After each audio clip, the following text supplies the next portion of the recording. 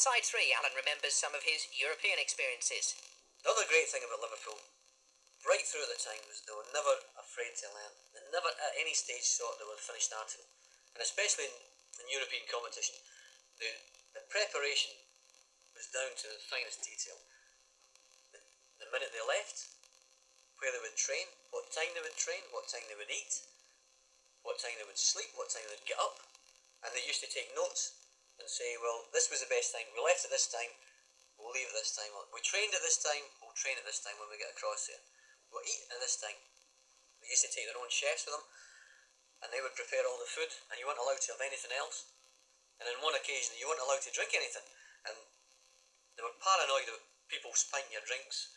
And one occasion, in Lots, in 1983, I think it was, I'm sitting in the dressing room, and some guy comes in with a pot of tea and plastic cups. So somebody said, anybody want a cup of tea? So I have a cup of tea, and there's about 400 or 500 cup of tea. And I'm sitting trying to read a programme and look as though I'm cool and calm, and I'm not panicking because this is a big game, but really underneath I'm like a nervous wreck. And I see Bob Paisley coming in.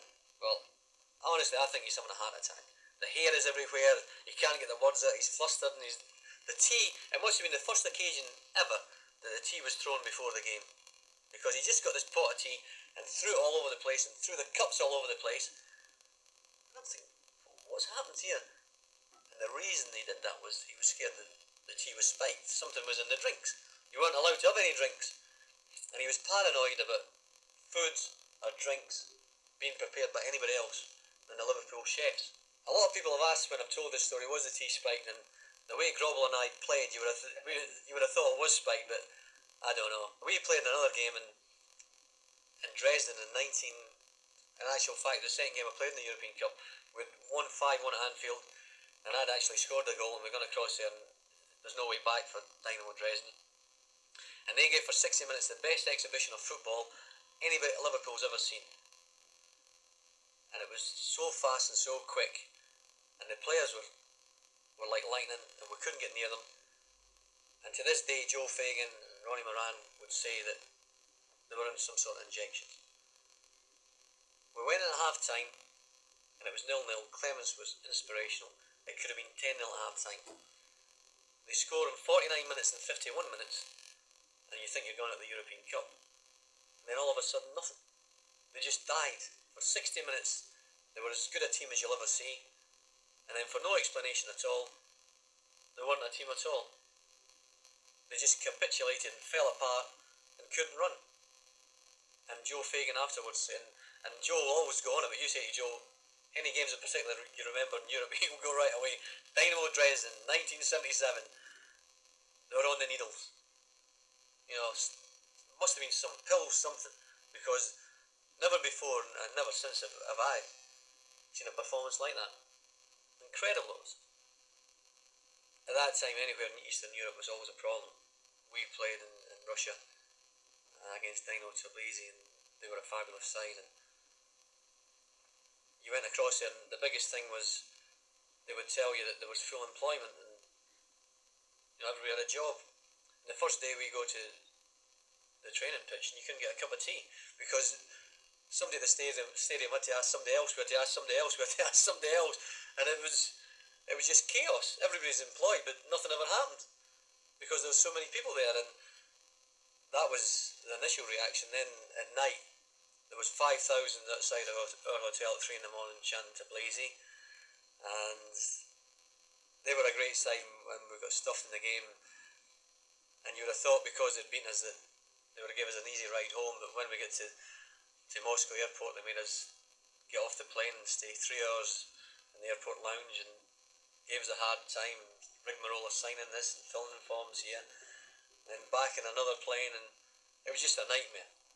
And Eastern Europe was always the same, it was always grey and dark, and whenever the draw came out in European competition, you never wanted to go to these places simply because of the long travel and the bad conditions it would affect you on a Saturday. The Liverpool managers always say that there'd always be a reaction after a Wednesday night game in Europe, or internationals. If you're away in international due to or if you played in the European Cup, if they could get through the game on a Saturday with a win, then they were just grateful they would take it, because there'd always be a reaction. And the ones you wanted to avoid were the games in Eastern Europe at that time. Alright to go to France and Belgium and the Scandinavian countries, Eastern Europe was a no-no. A great stadium in Europe was definitely the Olympic Stadium in Munich. Now, we played there in the semi-final of the European Cup in 1981, and we'd played Bayern Munich at Anfield and drawn 0-0. And one of the players, Breitner, who was a fabulous player, wasn't very complimentary about Liverpool Football Club and the players. And we went across there and we come into the stadium at night, and the stadium was absolutely magnificent. The pitch is probably one of the best I've ever played on. So you come out into the pitch about 6:10 to have a look at the pitch and look at the stadium, and the setting is magnificent. But what was funny was there was a leaflet in every seat in the ground. And of course you can see these leaflets when you come out the ground is empty. And all the lads are saying, well, why would you have leaflets in every seat in the ground? And about 10:07 somebody came in with one of the leaflets. A Liverpool supporter had handed it over to one of our boys, and we were able to make out it was the map to Paris for the final. The Germans had been ultra confident that they were going to get to the final. So the combination of Brighton had been not complimentary about Liverpool, and the Germans being blasé and the usual stuff from the Germans about, they're going to get the final and the game isn't even taking place. I cannot remember a dressing room so hyped up in my life as it was in the Olympic Stadium in Munich in 1981. The lads were going crazy. We went out and it was a draw. We went through an away goals rule, and when we came into the bath, first of all I think 2 or 3 players started kicking in the Bayern Munich dressing room door, and then we went to the bath. I have never heard anything like it. The place was just going crazy, so the Germans could hear us. We started singing Gay Paris, we started singing all the French songs, and this is the way to Paris, and it was just incredible. And that was one of the things that Bob Paisley and Shankly and Fagan after that were very much into. Do not wind up the opposition. Bob Paisley used to call it, give them a bit of toffee. You would, in his little Geordie accent, would say, give them a bit of toffee, tell them they're a great team. And it's a ploy that a succession of Liverpool managers have used. If you watch them in the tabloids on the Saturday morning, if Paisley used to say anything, it would be this particular ploy, give them a bit of toffee, so that the players would come in thinking, hey, I'm a great player. And Paisley used to use it, when we played Aberdeen in the European Cup in 1981, he said Gordon Strachan was worth 2 million. Now, in those days, that sort of money was unheard of. And of course, little Gordon must have come and seen these headlines and thought, and immediately that puts pressure on you, because you must start thinking, well, am I worth 2 million? And Paisley used to use it all the time. He was brilliant at that, using the media to his own advantage. A great triumph, as far as I'm concerned, was the '84 European Cup final in Rome, simply because in every round of that particular competition, I thought we weren't going to progress any further. Before Christmas, we played Atletico Bilbao. They came to Anfield and they drew 0-0. They looked a really good side. We went across there and beat them 1-0 with a rush goal. Then in the quarterfinals, we played Benfica. We beat them 1-0 at Anfield, so obviously that was really tight. We went across there and thrashed them 5-1. Then in the semi-final, we played probably the best side in the competition, Dynamo Bucharest. We beat them 1-0 at Anfield, but they had 5 clear-cut chances. And then we went across to Bucharest and I thought we had no chance of winning the game. Rush scored twice, and suddenly we're in the European Cup final again. But this time we've got to go and play Roma in their own stadium. And I'll never forget the day of the game, because what you do is you train in the morning, have a little bit of lunch, then sleep in the afternoon, get up, have a shower, and then go to the game. And Roy Evans used to come around the rooms about 5 o'clock. But about 4:45, somebody must have got up, turned the television on. And in Channel 7, they've got the Olympic Stadium in Rome. And of course, the word spreads very quickly to turn Channel 7 on. And when I actually turned it on, I was rooming with Alan Kennedy, and it was the most intimidating sight I've ever seen in my life. The Olympic Stadium in Rome is 3/4 full of Roma supporters. There's not a Scouse on site, they're all obviously in the pubs. But you can imagine turning the television on and watching this sight where, how much do these supporters want to win? But fortunately, we wanted to win more. Again, I always used to go to these games very negative and sceptical and think there's no way we can win this. And And to actually go in there into the Lions' Den in Rome and win the European Cup was a bit special, especially winning in penalty kicks, because before we actually travelled to Rome, we had a shootout competition against the youth side. 5 of the youth team against our 5 penalty takers, and obviously Grobbelaar, the youth team keeper. And the score was 5 to the youth team and 0 to our team. And it was amazing. Alan Kennedy, who eventually scored the winning goal in Rome from the penalty kick, he took the last one at Melwood and he tried to blast it to the keeper's left. And he had tried 4 times that day to score with a blasted shot to the keeper's left. And Joe Fagan was leaving the training pitch and he turned to him and said, "Look, son, if you have a penalty kick in Rome, try and place it at the goalkeeper's right." And of course he did. But again, the funny thing was that Joe Fagan, again leaving the training pitch at Melwood before we flew to Rome, said, "Well, what we've got to hope for is it doesn't go to penalty kicks, because obviously we were hopeless and the youth team were pretty good." And then of course you get into the situation, you stand in the middle of a pitch in Rome, and arithmetically it shouldn't be a problem because it's only like 5 against 5, and it comes to it's 1-1 and then 2-1, but nobody could work out what was happening. When the Italian missed the second penalty kick, Stevie Nicola missed our first penalty kick. Obviously Alan Kennedy's only got to score to win, but nobody could work out. Everybody stand in the middle and we're all going, "But what happens now?" Well, and then somebody said, "Well, if Alan Kennedy scores, we win." And then we all sort of went, "Well, yeah, we win." And then again we went, "Yeah, but it's Alan Kennedy at stake. He's got to miss." And then he puts it in the back of the net, and the feeling of elation, and you're just running towards your teammates. And you know, we'd won a treble that season, Championship, the League Cup, and then to go and win the European Cup. Again, it was just sensational, but it was special because to go to Rome and beat Rome on their own ground. Never a great game. They were very negative, we were very negative, but it doesn't matter. It doesn't matter a jot.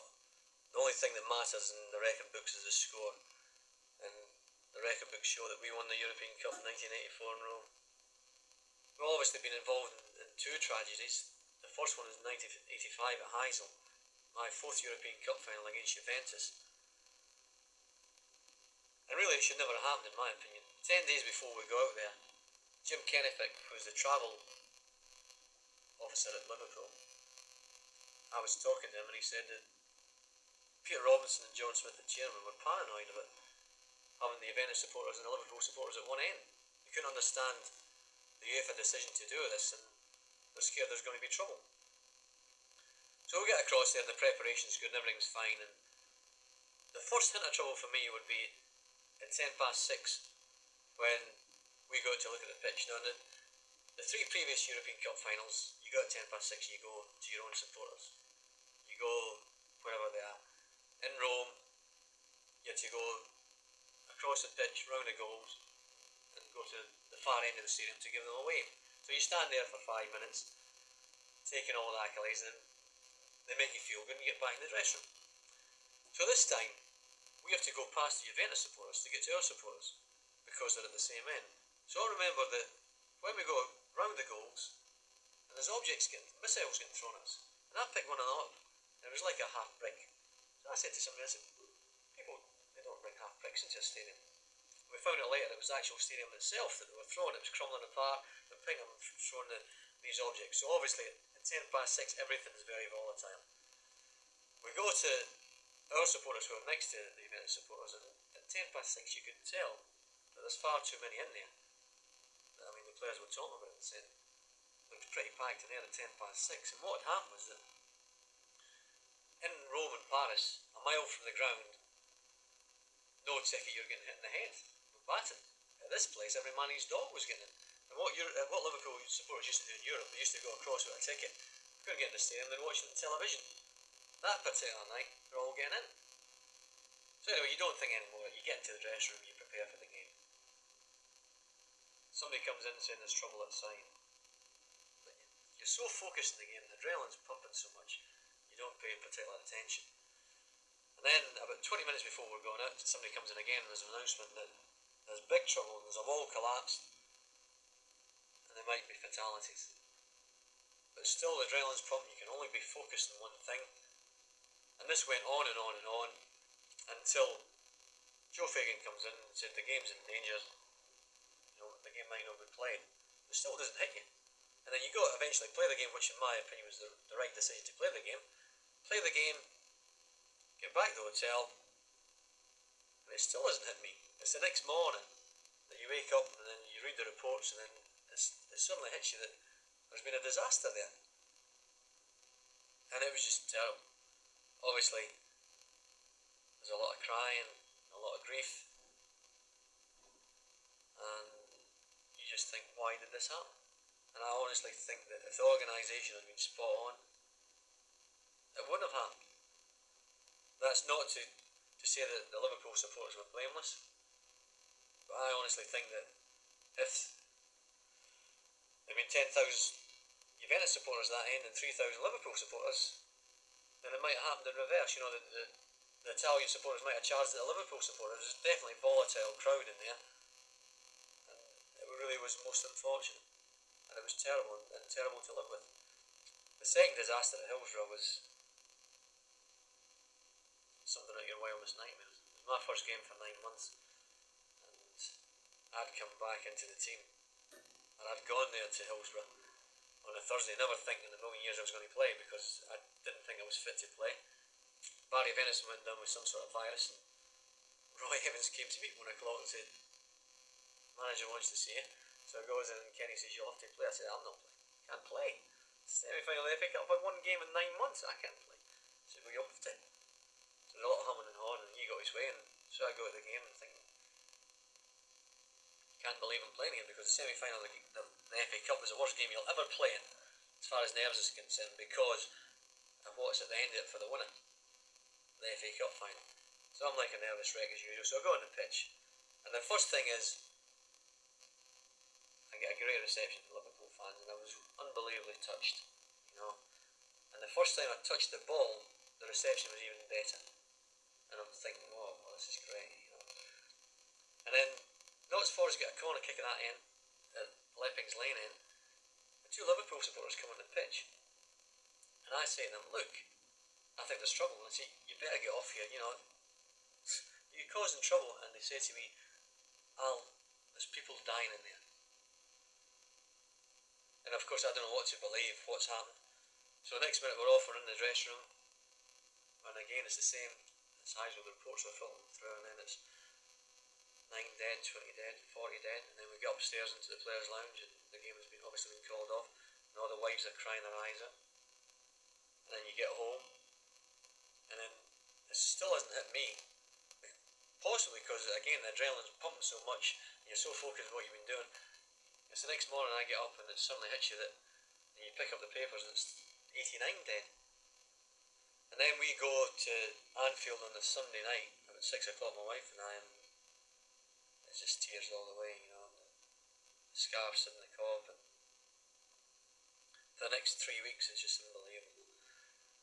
The club did well, and the players did well, and the manager did well, because the bereaver came into Anfield and we would go and talk to him. But what do you say when a guy came up to me and said, Al, he was 17, he's 17.